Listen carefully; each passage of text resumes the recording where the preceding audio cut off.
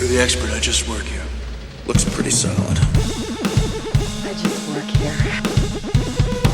Listen, I just work here. I didn't pick you. I just work here. Hey guys, welcome to I Just Work Here, a podcast about work. I'm Jesse, your host. Our guest today is going to be my very good friend, Bryan Hlavinka. What's up? And our sound engineer, as always, is Brandon Clements. Hello. That's it. Just end it there. I was having so much more fun talking to you before they started recording. That's a good thing, right? It's like you and I can bullshit about anything, bro. Definitely. Like that's kind of the best part about this. Definitely. So, this is your first time being on the podcast. Basically, we're going to have you here for a job interview. Okay. It's going to be a job interview, but instead of saying what you'd actually say during an interview, I want you to say what you think. Okay. What you would have wanted to say that you can't say. God, I'm going to get in so much trouble. They're going to pull this shit up, I swear to God. I think one reason this is funny is because you had my job before, and you are actually the reason I have my job role right now. So We're just like we're living in this like little alternate universe thing right here where we're like interviewing. in 1 year, you're going to be hosting this podcast, and you're going to be back in this seat. So, okay. So before people get confused because we're jumping ahead in our friendship, let's get to know you a little bit. Can you tell me a little bit about your work history? Yeah. I have floated along for a lot of years just doing the most convenient thing. I started out waiting tables while I was in college. I worked at a country club waiting tables, and I wanted to learn how to cook food, so I jumped behind. Why did you want to learn to cook food if you were waiting tables? That seems like more work for less money.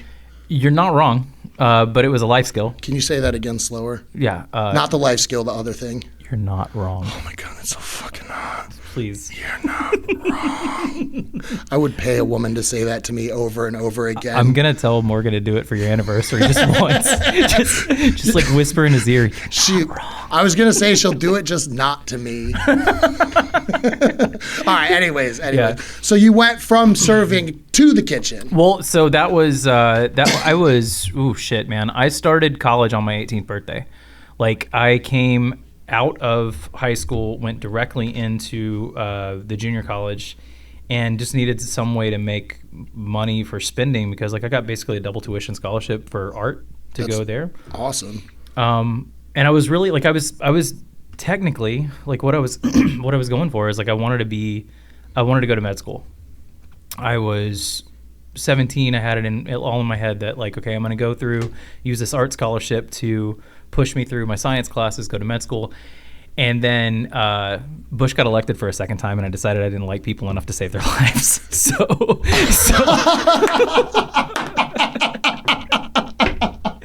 that was a wild year, right? That was 2004, man. What a wild fucking year. Yeah, and the funny thing about it is that originally, like I wasn't even given the art scholarship that my high school gave out. Mm-hmm.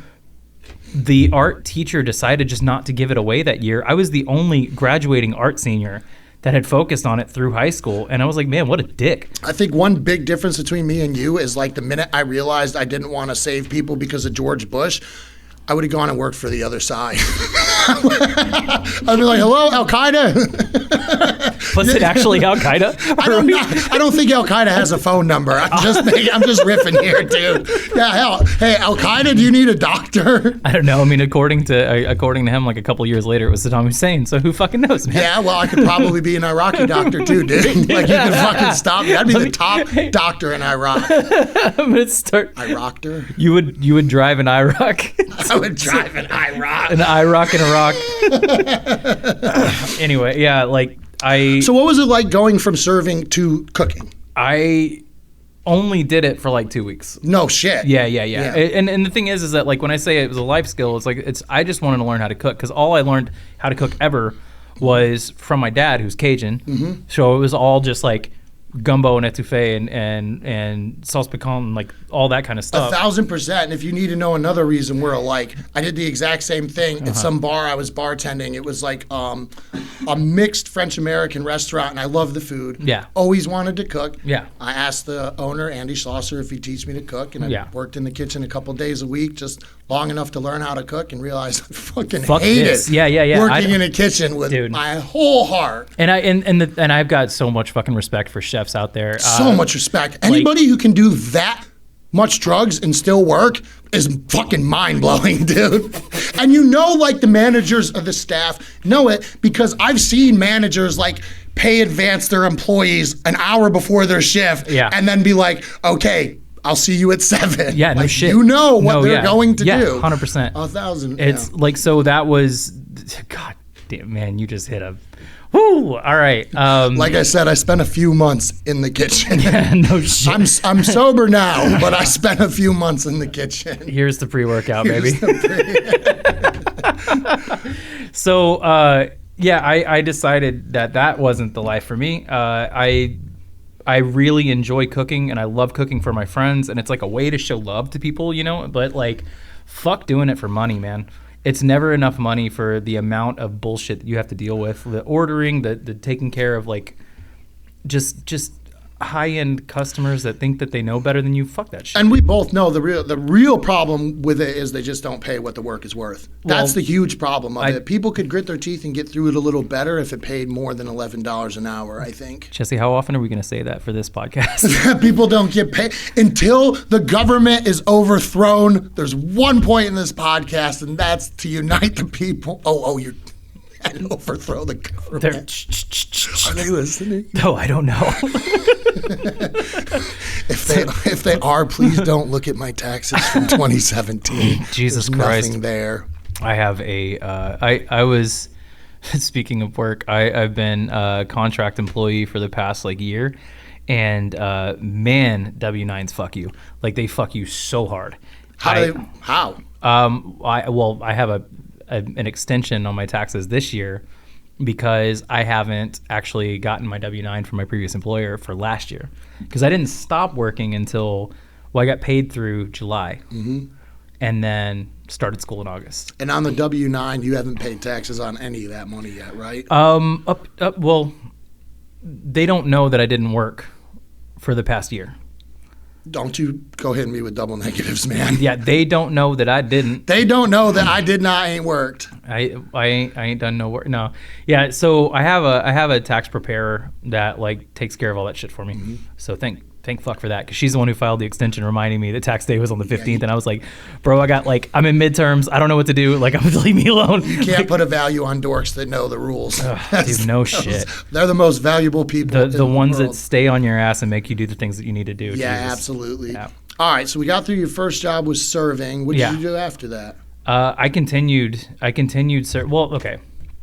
For being real, when I was 14, I worked in a cabinet factory as a maintenance man. I was sharpening blades and tarring the roof and doing all that shit. Did you grow up in Idaho in the 80s? What the fuck are you talking about? You grew up in a cabinet, or you worked in a cabinet factory? So my dad had a buddy who ran a fucking cabinet factory. And it was, and they still exist. They're still around. They moved their offices from the small ass town that they were in, the big factory, to now they have a storefront in River Oaks. I know this is gonna sound stupid, but did they store the materials in the same cabinets they're selling, or do they have storage cabinets that are separate for the ones that they're? Because that would get so. Go check the cabinet. There's 7,000 of them. There were so many cabinets on the floor. It showed up. There was a showroom, and it's these are the kinds of cabinets we can put in your fucking house. Sounds like a Rick and Morty bit. Cabinets and more. We got so many cabinets here. Don't step into this cabinet. This cabinet. You're gonna walk through another cabinet. Where's my kids? They're in one of these cabinets. But there's so many. Dude, it was How was that job? It was. Oh, that's how I learned how to speak Spanish. I mean that. I mean it seriously. If you're watching us from the Northeast, you don't know what he's talking about right now. No, well, no but shit. Labor is completely different down in here. You're not wrong. Yeah. You're not, well, and it was me and a bunch of Guatemalan guys, and also we did food exchanges every day. So whatever I brought in my lunch kit, we would switch with whatever they had. I And- love that, like the forks of lunch foods, dude. You're just trying to. Oh no, sorry, man. Those were worth 3 eggs yesterday, but no they've shit. gone down a little bit today. Talking about a trade economy. No, So here we it's go. an economy. It's a yeah. But yeah, it was great. The first 30 minutes you spent on eating way too much, and the next 30 minutes you took a fucking siesta, and then you got back to work after that. It was awesome. No, that job sucked. Like I made $5 an hour. It was awful. You meant? But Oh well, yeah. You were 14. I was 14. Yeah, I was making minimum wage. But the reason why I even took that job is because I found a truck that I wanted to drive. Also, they needed somebody to manage all the Mexican employees. Guatemalans. Yeah, no. Awesome. No, I mean, there were definitely Mexican Yeah. employees too, but it was like a lot of Guatemalans. But fun fact, at 14 years old, you can't drive a truck. So I bought this fucking truck with I'd all like the to money. see you fucking stop me. Okay, well, here's the thing. I was dating a girl who was 18, and like every once in a while I'd go pick her up without telling my parents I was taking the truck. And I was like 14, 15. For sure. Yeah, Yeah, yeah, yeah. exactly. Same thing. I used to take my dad's Ford Ranger down the dirt roads to my buddy's house. And one day I got it going up to like 85 and I lost control a little bit and it Oh, started fishtailing. shit, fuck And when that. it stopped, I was like, I'm the luckiest person in the world right now. Dude, no shit. Because No the shit. only way that could have ended any better is if it rolled and killed me, so I would never have to go face my dad about the fact I wrecked his truck. The other Dude. one was I stole my mom's Hyundai a couple months before that. Had no idea what a parking brake was. Drove it all the way to my friend's house, just screeching tires the whole way there. Jesus So when my Christ. mom got home from vacation, she's like, Jesse, did you take the car? And I'm standing there with 2 black lines leading from the car, like all the way to my friend's house. I look at her, I'm like, Mom, I would never lie to you. No, I didn't touch the car. Bro, yeah, I'm over here spilling shit. That's funny. So the cabinets was your next. Was my first job. Okay, and your then first. We're going backwards yeah. chronologically. Well, I mean, you want to go even further backwards? I was sharpening lawnmower blades for my dad on service calls, like when I was like 8 to 10 years old. So changing belts on lawnmowers. Brian's like, if you want to even go further back, when I was 4, the pilot had me fly the plane. I had to sit on his lap. No, I mean, it's like, yeah, that was unpaid labor. Let's be fucking real. absolutely. My dad just had in us all out when we were fairness, working with him. The best kind of labor if you're paying for it. The worst kind of labor if you're getting paid for it. No shit. Definitely. No, yeah. Let's move forward. Yeah. We were talking about your serving jobs Yeah. a little bit. What's the first job you like kind of remember that's like, I like this? I remember liking the money of working at Cyclone Anayas. Like I liked the money What's that? there.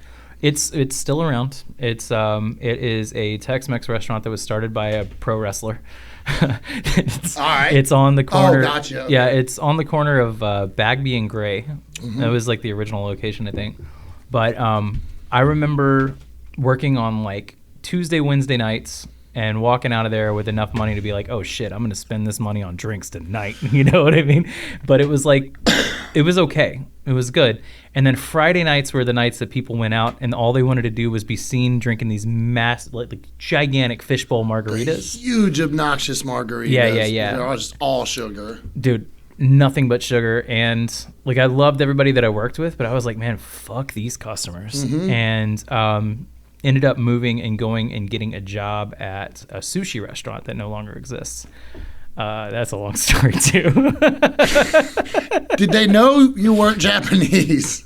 Yeah, I actually, like to picture you going into the interview. that becomes a major problem in that. Oh, does it? Yeah, dude. Well, not and so like the owner and his wife were Taiwanese, and actually most of the serving staff was Taiwanese or Chinese, and yeah, well God, okay. Where I got into sushi, the city I ate a lot of sushi and also learned to make it from that cook I was telling you about. The best sushi was made by this big white dude named Fuck Andy. yeah. That Hell was the yeah. best sushi in town. And his apprentice, I won't give his full name, was another guy named Andy who was an ex-cop. No longer a cop because he decided to go on a high-speed chase with other cops while he was drinking and driving his police cruiser. Oh, man. And then fucking wrecked it and had to do his time in the same jail that he had sent everybody else to. See, I thought you were going to tell me that he decided to contribute to society and he quit his job as like a noble thing to do, but otherwise, no. He got pretty noble after all that happened. Good. Because he could no longer be a cop, right? Yeah. It was also his choice, though, too. That's okay.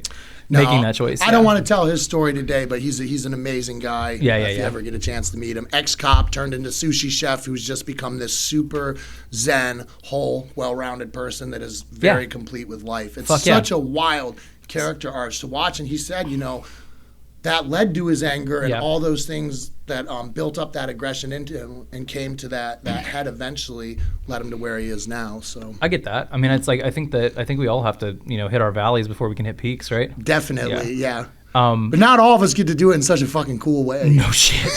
Like I was drinking and driving, and fucking running away from the cops. Okay, shit. actually, I have once. Done twice. I've only done it twice. Okay. Definitely.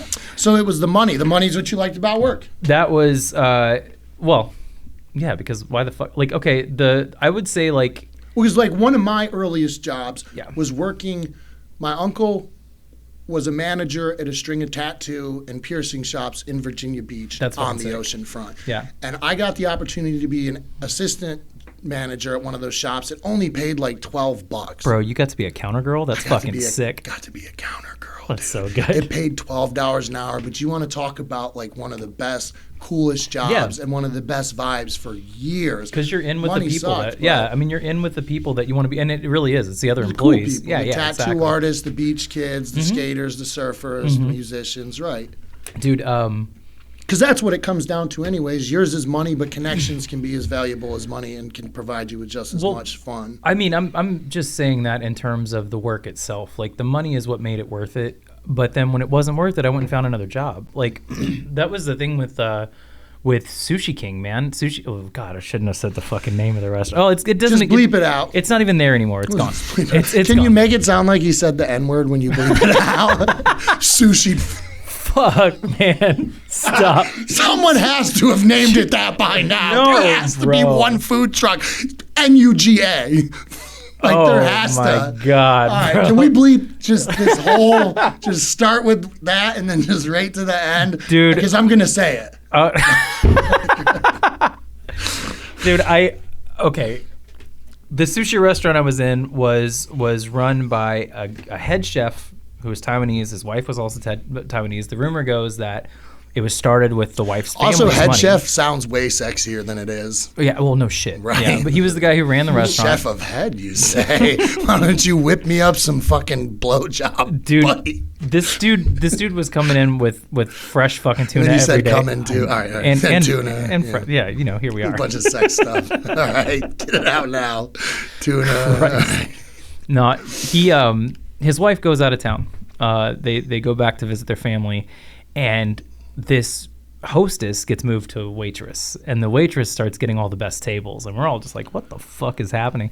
Turns out homeboy was banging the hostess, and wife comes back into town, and she gets told by all the other employees what's happening. Dude, and like I said, it was supposedly started with his wife's family's money. Yeah. Homeboy had to leave. Obviously, Head because if chef it is was gone. his money, what would have happened? And his hostess would have been promoted to wife. There you go. But it's not his money, It was so- the other way around. Yeah.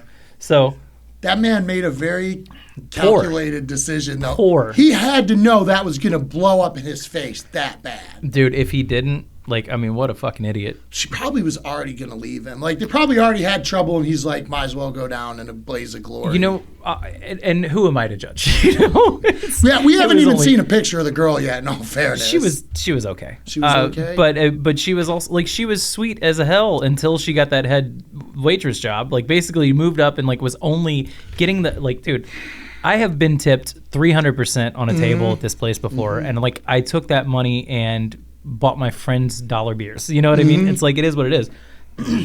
That was a weird one. It's always the smallest amount of power that goes to people's heads the Dude, fastest. it's so fucking Always insane. the They don't, because they don't know how to manage it. Did she get to keep her job? No, bro. She was the first. She Okay, was gone before he was. If I was her, I'd be like, well, we weren't married. Right. And I did get a promotion while you were gone, so I've been doing a lot better. check my sales, man. Check my sales. I've been crushing it since you were gone. Dude. And you got rid of him, so that's not going to be a problem. All you have to do is look at my face and remind yourself every day that he's gone. He's gone, and you're better. You have a better life because I helped you get rid of that fucking scumbag. Yeah, no shit. I got him out of your life. Can I please keep the best tables? She gets to stay, but they just give her the worst section every night. Man, honestly, the worst section. That is how some of those politics in restaurants No work. shit. Some of it is psychotic, man. Oh, I've worked dude, in a lot of restaurants, and I've probably worked in 3 or 4 with pretty or mostly healthy environments. Mm-hmm. All the rest of them were toxic from a little bit to extremely toxic. Dude, it's a big part of the reason why I'm doing what I'm doing now. Like, it's the service industry is so fucked. And don't get me wrong, like it's also a really good way to take care of yourself if you can do it without losing yourself in it. Right. But like I look back on all the shit that I was doing just to cope with the fact that I was, where I was, and I'm in such a better place now, but it's because I had to leave that shit behind. Do you can elaborate a little more on what that cycle looks like to people who haven't been in this industry? Yeah, we know what that feels like. Oh, but dude. Some people, I don't think what you just said realize that cycle we get caught up in. Well, I think a lot of times what it comes down to is substance. Like, substance abuse is a big part of the service industry, and nobody it's kind of one of those unspoken things that we know what's up, but we don't know what's up. And it's as simple as going to get drinks when you get off the clock. Yep. Or you get off the clock, you made a little bit of money, you don't have enough money to actually save, so you're just like, fuck it, I'm going to take my cash tips and go to the bar in the same restaurant where I am and drink that cash tip away. I'm only going to spend a little bit of it. Right, exactly. Mm-hmm. And then, or you have a night where you made a fucking killing and then you end up pulling a knife on a guy at Poison Girl and getting the nickname Stabby for the rest of your fucking life. You never should have got that gram. You never should have got the gram. You should have just stuck straight to alcohol. Homie, there was no coke involved. That's a real story. That's how I got the nickname Stabby. Long story. You want to do it? Yeah. Let's go. Let's roll. Let's do it. People have asked me all the time. Absolutely. I mean, I've heard the name from you. I had no idea. Yeah. Why do they call you Stabby? So that same table that I've talked about getting that 300% tip, Mm-hmm. I called up the girl that I had like this huge crush on, and a bunch of our mutual friends, and I was like, meet me at the bar. It's dollar beer night. I'm buying everybody drinks. I just got a massive fucking tip. So we go there and buy the first round of drinks, go back up to buy the second round of drinks. I show up and there's this dude who's obviously drunk who's sitting in my spot, and I hear him say, so where's this boyfriend? And she goes, oh, he's right there. And I'm like, well, we're not dating. I was like, oh, that's an attention getter. She's like, she's calling me her boyfriend. Uh-oh. So I walk over and I'm like, yeah, man, that's some shit, ain't it? It sucks. I was like, yeah, I'm gonna sit back down in my seat, but you have a good night, whatever. So I get up again. Next time around, going to grab another round of drinks. Like, dude, it's costing me at this point, it's cost me $15. Mm-hmm. I bought $1 Lone Stars for everybody that was sitting at the table, which is 5 people. Mm-hmm. I show back up. I'm bringing the drinks around. I set him down, and he's sitting there again, and she's very uncomfortable. And I was like, yeah, dude, I mean, I know that hearing that she has a boyfriend is something that's going to make you want to cut your dick off, I mean, it's some bad shit right there. and homeboy says some dumb shit, but he's obviously way too drunk. Mm-hmm. And he says some dumb shit like, my dick's too big, blah, blah, blah. And I look at him and I'm like, oh, really? I thought you said he said dumb shit. That's really cool stuff. When you talk, he said something, let's try that again. He said something really cool like, my dick is too big. You're going to need an Excalibur to get through this schmeat. So I whipped off right there at the table. I'm like, you think I can't cut it off? I'll fucking jack it off, bro. But either way, this dick's getting off one way or the other, man. Jesus Christ. Cut man. your jacket. I flipped my knife out and I stabbed it into the table in front of him. I said, you want to try? Oh my God. Yeah. What if he pulled his dick out? Would you have stabbed it? No, I would have let him do it. Oh. I would have let him do it. Just you go for it, man. Yeah. Anyway, at that point, he saw the knife come out. He got a little weirded out by it, and he gets up from the table and he walks away. So That's okay. He's being a little extra that he got weirded out that some drunk guy threatened to cut his dick off. He's definitely being a little irrational right there. He continues to get more drunk and comes and sits down right next to me again. And at that point, I just get the fuck up and I'm like putting a finger in his face every fucking time. I'm like, bro, what are you doing? Nobody wants you here. Get the fuck away from here. And the door guy was a good friend of mine, and I hollered at him and I was like, hey, this motherfucker needs to leave. And he got kicked out of the bar. So that's like the ongoing story. But after that, I did Water Gun Assassins that year, and I ended up winning, and Stabby was the nickname. That's hilarious. Yeah, so it stuck. It's been ever since 2010, so that's 14 fucking years. All right, well, this was supposed to be a story where something embarrassing happened, and that just sounded like a really cool thing. Nobody got hurt. It was a little bit extra, but yeah, that's the best bar story where involving a knife and a dick that I've heard. Like, it's the best ending to a bar story involving a knife and a dick that I've ever heard. Granted, I haven't heard a lot. I broke a crackhead's leg that was robbing me one time after sleeping off a drunk in the car. See, this is okay. So like, let's we're veering way off topic here. No. We're veering right on topic. This interview's going pretty good so far. You've shown me that you know how to de-escalate situations. Right. Use good judgment in stressful situations. Uh-huh. You've also already explained to me that you're not about the money. You do it for the love of the work and the company. This is hilarious because it's just so the opposite of what a real job interview would go shit. like, right? No shit. You want to you can't hear say anything you really think. No, it's like, nope, I'm a team player and I really enjoy the company of annoying people. That's the best part of my job. Actually, is waking up in the morning and being annoyed. Let's pivot this real quick while we're on the job interview stuff. Mm-hmm. What's a time that you had to overcome a difficult customer that you are proud of, for real? Not some bullshit, you know what I mean? But an actual time you did something in your job that helped somebody out. God, man. He says, I've never, ever. I can tell you about the times where I didn't let a customer get away with shit that they wanted to, and that has gotten me fired.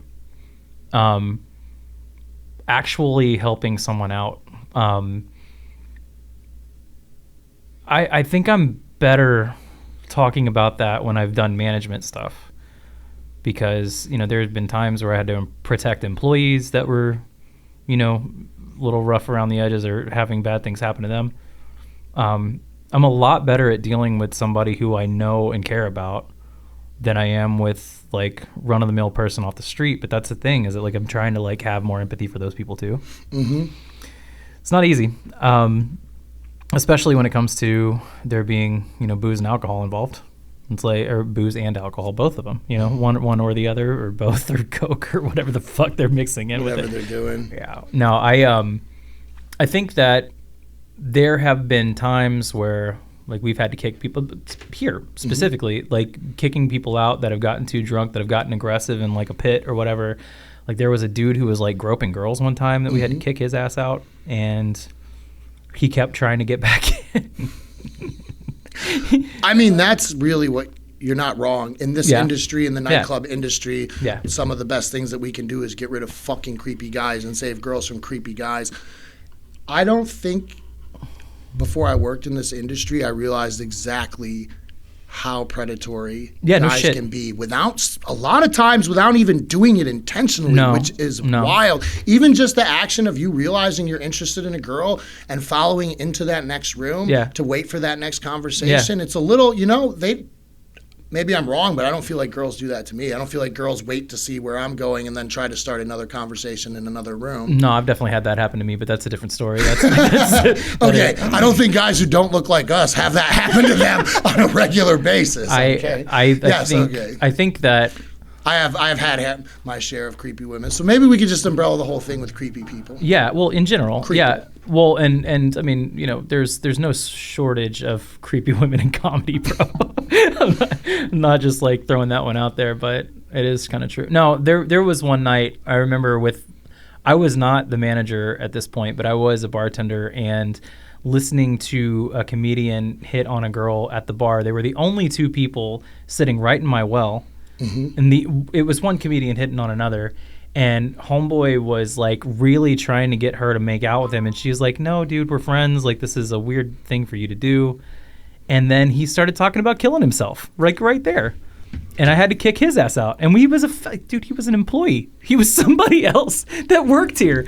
And I was like, dude, how many drinks have you had? Like, what makes you think that this is acceptable?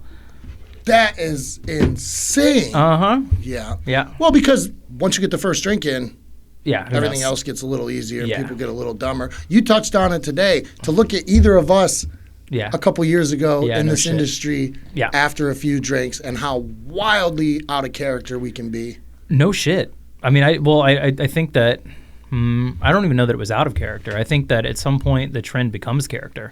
Yeah, I You think know? you're right. I think you're absolutely right. The trend becomes character. Mm-hmm. Absolutely. So maybe let's touch on that a little bit. Yeah. Well, so back to the idea of, you know, how easy it is to get caught up in, you know, all kinds of booze and shit. Like, I mean, dude, from working in the industry, bartending and everything, to going on tour, like I lived on the road for 10 fucking years. Like my entire life was on the road for 10 years because I worked for a marketing company, and we would do promotions at music festivals, at hunting shows, at all kinds of things, dude. But I worked for a tobacco company. I mean, as amazing as that Yeah. must be, the stress of not having a structured routine. Didn't Oh, that dude, ever, I've been in therapy for 4 years. I mean, just going by the seat of your pants all the time. And you could be told that you are going to Portland and then wake up the next day and you're actually going to Vegas. I don't think a lot of people realize what those constant changes do to your stress levels and your mental well-being. That amount of things being unpredictable, even though it's fun and it doesn't seem that Yeah. serious. Yeah. When you wake up every day and you really don't know what you're doing, and your brain just has to keep piecing things together minute by minute by minute. It is minute by minute. It's It is. exhausting. So that was the first time I ever had like an injury on the job where I was like, oh shit. We had a tornado come through the tent in Talladega when we were set up for the Talladega 500. Nobody's ever said that before. What? We had a tornado come from the tent in Talladega. So- just thank you. But It's Talladega. Somebody said that before. It's not just me. okay, That's true. We set up the tent the day before. We were doing because I was working for a tobacco company, so we're handing out snus at the time. And I'm not gonna say which tobacco company because I don't want to do that bullshit. But Definitely. they were. They come through the tent and they're like, what kind of free shit can I get? Especially at NASCAR races, bro. NASCAR races, they're just like, give me all the free tobacco I can get, you know, all that shit.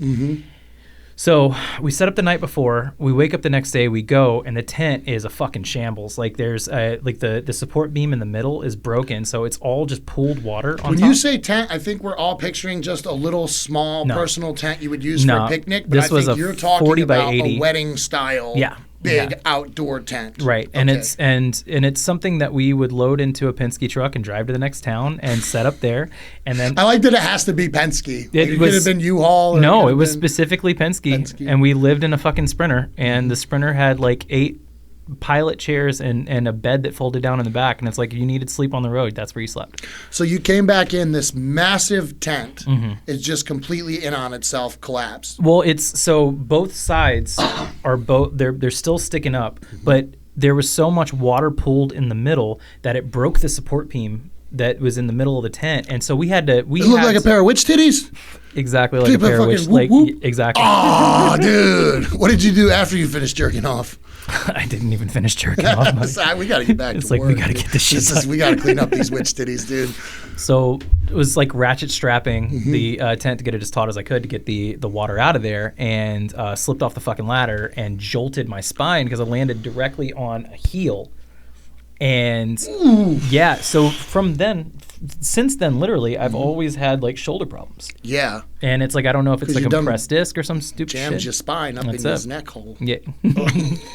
So that was just an injury on the job, but like, I mean, as easy as it is to say, man, that injury comes with a lot more boozing, you know, and then there's like all kinds of other shit that goes with that. Is it safe to say you didn't take care of that injury the right way? No, absolutely fucking not. You didn't go to the doctor and you didn't get your workman's comp They- and rehab it back up. You you know what, a couple shots and back to work. That's pretty much how it went. Yeah. And it's like I slept that day off and then I went right back to work the next day. Yeah, 'Cause definitely. taking off too Because much what choice time- did you have in that industry? No, dude, absolutely They're going to not. hire somebody They're gonna else. You send- have this opportunity. Exactly. And fucking go back to it or you're done. They'll send your ass home Yeah. and then you're not back on the road. Absolutely. So it's like, oh, you got injured on the job? Cool. And that's also next such person a up. cool opportunity. It's going to be hard to get that one again. Well, and that's the thing is that, like, yes, I did get to see the entire fucking country. Like, Yeah. name a city that's cool, and I've probably been there. It's the same reason I went to drive truck over the road. It's the Exactly. exact same Yeah. reason. I just wanted to go see the country and get paid for it. I didn't grow up with the circumstances where I could just go out on the road and do that for free. Dude. So I had to do it with work, which was pretty cool. When I honestly. graduated college, I like took the rest of my money that I had in financial aid, and I just went on a trip to Europe. I had $1,000, and that was it for 3 months. I had a Eurail pass and a plane ticket back flying out of London, and I just had to get to London 3 months later. So that I had a is travel going to be guitar. another episode Yeah, it's a long story. by But, like, itself. I'm down for that. I'm totally into Yeah. that. And then I can tell you about the time I saved all the money to go to Europe, pushed out at the last minute, got a baller ass apartment in Cardiff, Virginia Beach, and just stayed around banging local girls all summer instead. It's like I was telling my friends No about comme that. c'est comme ça. It was such a fun summer, but I'm such an idiot. I mean, there's You know, it was a cool summer versus a once in a lifetime experience. So obviously I didn't, that once in a lifetime experience though, like the one thing that I kept hearing again and again is like, how much of your own country have you seen? And that was my cop out at the time, but it did become the real reason that I went out and started driving truck and went to see my country. At first, it was just an excuse I was using to justify a kind of, Just lazy partying, man. party Do decision. the thing. But then it really was the realization of like, wow, we have this massive country and all these other things to see here that I've never seen. That's exactly like And we all identify as American, but if you're American in Western New York and American in Southern California, dog, is two very different no things. shit. I had I heard California referred to as shitty heaven and New York referred to as fun hell. Jesus Christ, that not hurts, wrong. and that's so true. Well, it was specifically LA and New York. So Go New York Bills. City. Yeah, New Well, York. I know New York City. I But in honestly- all fairness, let's not confine hell to just the lower part of New York. As someone who's from there, the entire state. Oh, man, Cooperstown is magic though, bro. Is that the Baseball Hall of Fame? Yeah, definitely. Yeah, it's magic.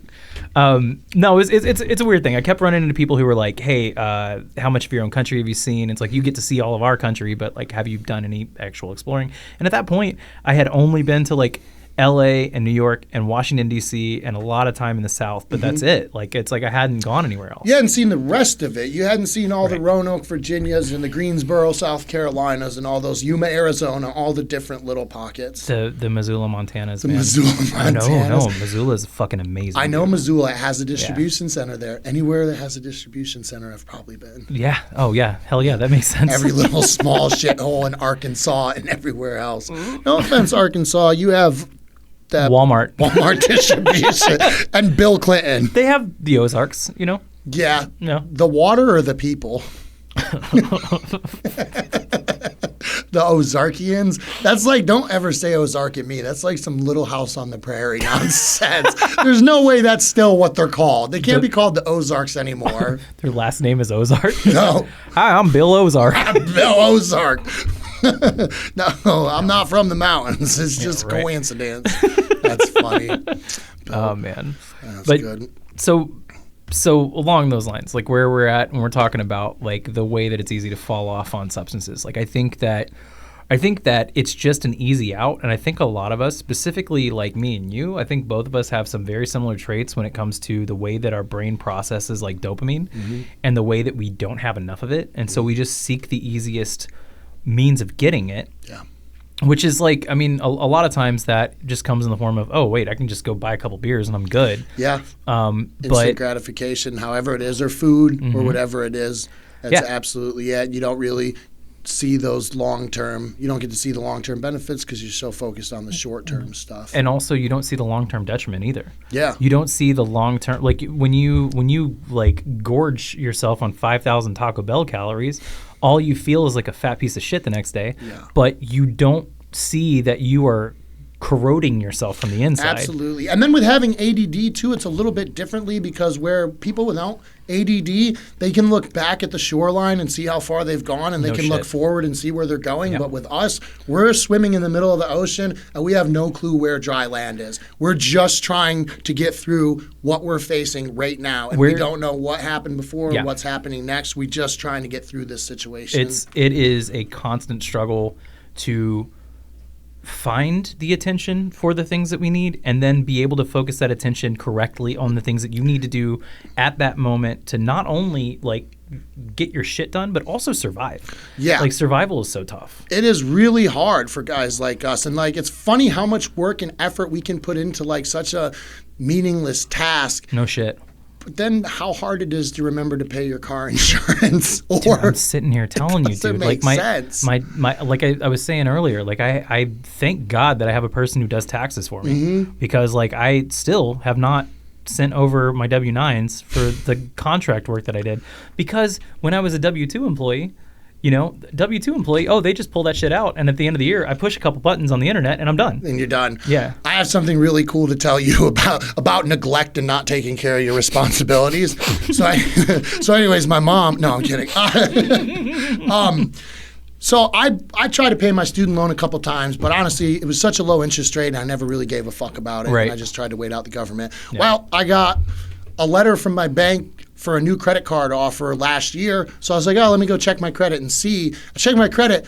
All my student loans forgiven without me doing anything and showing is paid off in my credit now. So my credit just like shot up because I paid off like $20,000 worth of loans a couple of months ago. Yeah, I think that where we are as a society, and a big part of where I've been recently, and the reason why I decided to go back to school, is there is no hand to catch you when you fall through the cracks in the service industry. There's nothing. There's no health insurance. There's no unemployment. Like a lot of times we are W-9 employees. There's a lot of people that don't have the ability to we've moved over completely into a gig economy. And so there's nothing to catch you when you hit the fucking ground. And so there's also no health care. There's nothing like that's there for you. So like my decision to quit drinking at the beginning of COVID fucking saved my life. Yeah. And I don't think that that's an overstatement. I think that that's legitimately, not only am I a better person, but I'm an alive person because of that. Because I saw enough of my friends fucking kill themselves or fall off on something, or fucking, God forbid, there's fucking fentanyl in your Coke.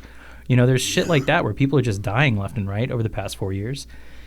And the ability to say, no, I'm not going to do that, and then have to find that dopamine somewhere else is what made me start going and working out every fucking day. And then when I found out, oh, wait, no, I'm damn near 300 pounds. I'm completely fucking overweight. It's like this disease, this fucking virus is killing people that have coronary and lung issues.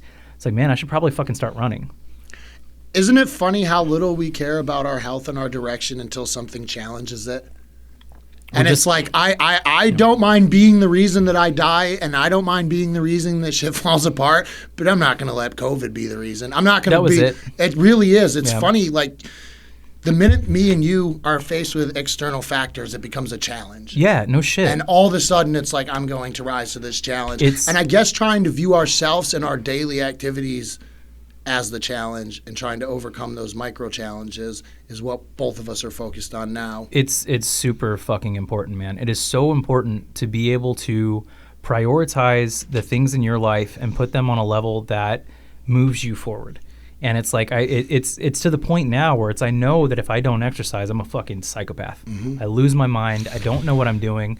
I become irritable. I become shitty. If I don't eat well, I snap at people. Yep. If I don't get enough sleep, I am depressed. That's it. And the people who rely on us need you to be the best version of yourself, and you have to take care of yourself so that you can be there for other people. But we don't live in a society that fosters that. And so because of that, we have to be able to prioritize that shit in a way that makes us these healthy individuals. And I'm not saying that we need to sing our own fucking praises, but like, dude, you and I are pretty good examples of what can happen if you fucking focus. And we're pretty good examples of what can happen if you don't focus. No shit. I mean, I think Absolutely. we've seen both sides of it. Yeah, I think both of us have seen both sides of that. So, awesome. I want to pick this up later. I want to talk more about this, why you're getting into the health industry to help out more people like us and look out for us. Maybe we can get into more of our story together and how you help influence me to make some changes in my life. Anytime, So, bud. definitely. Anytime. I'm happy to come back. I'm having surgery in 2 days. So after that initial recovery period, I'm going to be bored as shit. I'm not able to exercise for like 6 weeks. Awesome. All right. Well, guys, this has been I Just Work Here. I'm Jesse James. Yeah, I'm a guy. So That's Bryan Hlavinka. And the very silent but always present Brandon Clemens. Wait, where are we looking? We're looking at every one of these cameras. Just point and it. then say, I just work here. No, don't. Put on a flex, dude. Put on a fucking flex, bro. You're the expert. I just work here. Looks pretty solid. I just work here. Listen, I just work here. I didn't pick you. I just work here.